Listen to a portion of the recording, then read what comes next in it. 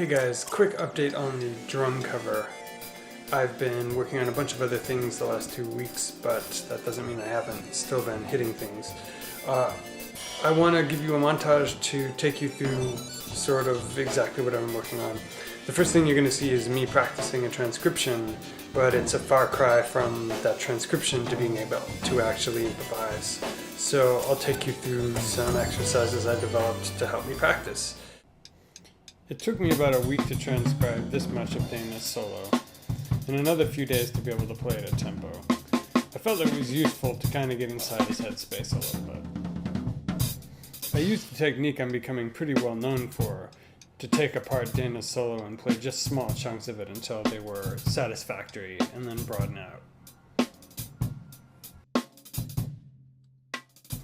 As I alluded to earlier, if I thought that was the first 50% of being able to play my own version of the solo, it was more like the first 10%.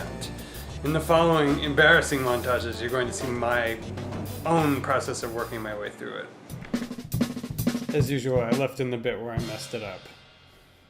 Am I too lazy to edit? Who knows? Anyway, here's what's going on here.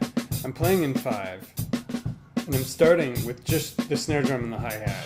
Here I'm basing everything from the hi-hat as a center, and using the snare drum to color around it. I'm only playing 8ths and 16ths because I don't want to let myself cheat with triplets yet.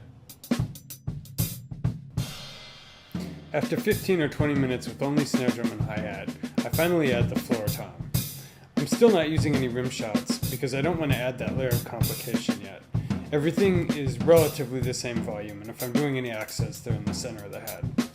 Again, I'm alternating from using the center of the snare drum as the basis to orchestrate around, and the closed hats. Now I add rim shots, and despite this high tom, I'm trying to stay between the snare drum and the hi-hat once again. Here's the switch between using the snare drum as the center to using the hats. Dana does this a lot during the solo, and I'm convinced that this is part of the 80-20 of learning to play like he does.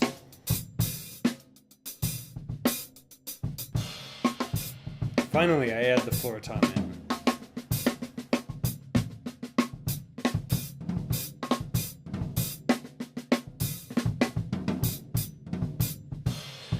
Planning to record the actual proper cover of this next week before I go to Montana, and hopefully if several of the other members of the group are recording covers, I'll be able to include them in the final. See you soon.